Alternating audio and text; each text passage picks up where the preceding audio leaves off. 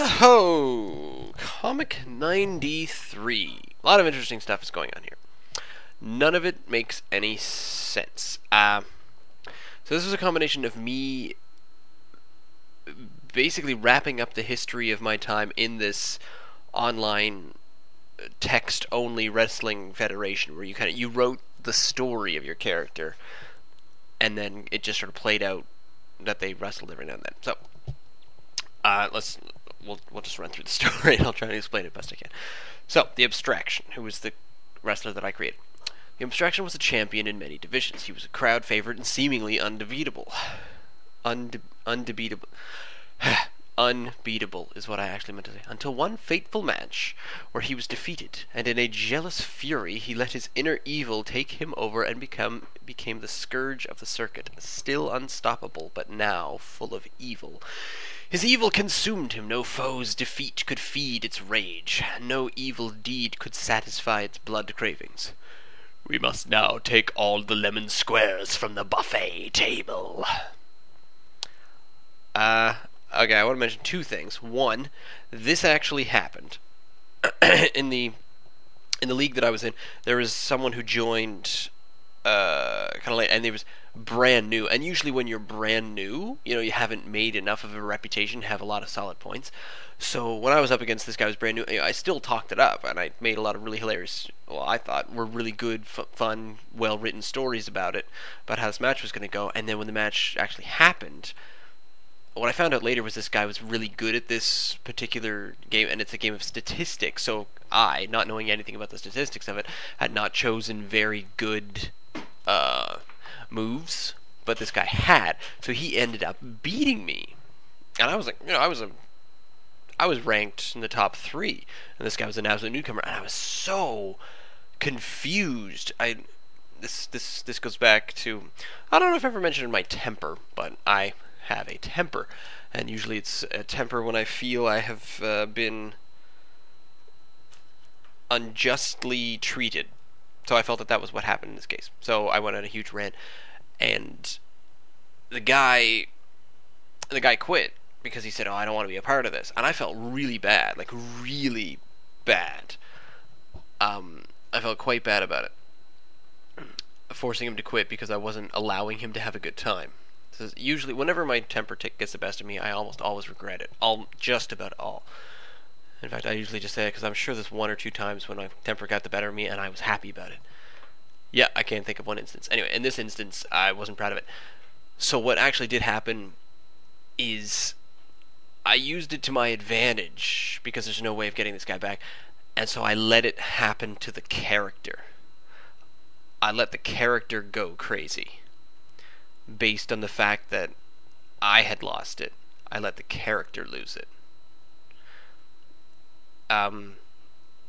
Which played out to be kind of fun, because then I could deal with the fact that he was absolutely... I mean, he was a little odd and weird before, but now he was just malevolent. He was just cruel and vicious and, again, unstoppable. And all the talk and the write-up, there was one where the interview went, and I actually started the interviews where the interviews weren't with the wrestler himself. They were with people kind of watching him do things. So I invented these two characters that were just kind of really low down the ranks wrestlers that were just kind of, waiting in the wings. Like jobbers was what they used to be referred to as.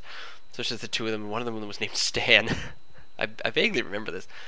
And so they were just kind of talking to each other, saying, so how's the Abstraction doing over there? And the guy says, well, he's doing all right. And then in amongst the conversation, there was this loud, metallic clanging sound. He said, yeah, so he's getting ready for his table match coming up soon. I said, yeah, getting ready for his table. That's the match where you have to crash through tables. And then after all the clangs, and then the very final one is, has anyone mentioned to him that they don't use metal tables in this match? So the kind of humor and the intimidation there was that he was practicing it for a table match by crashing himself through as many metal tables as opposed to the breakaway wooden tables. Anyway, let's move on to the third panel, and I will so his evil consumed him. No foe's defeat could feed its rage. He became more unbeatable, and it actually worked for me pretty well, but I still felt bad about losing my temper when he became defeated and then became jealous, basically, of this other guy. And of course him saying, we must now take all the lemon squares from the buffet table. That comes back to a conversation that I have with a friend of mine where we used to discuss what seemingly benign or nice things you could say in the most evil voice possible.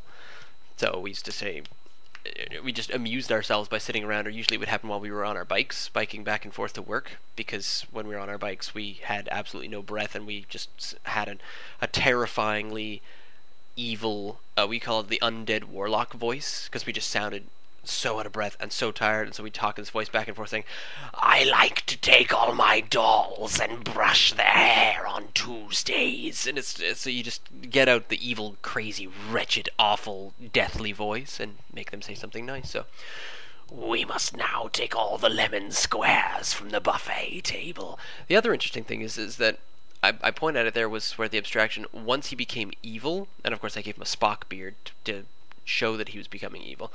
Spockbeard, Evil One, always referred to himself in the third person. Well, not just that, but third person plural.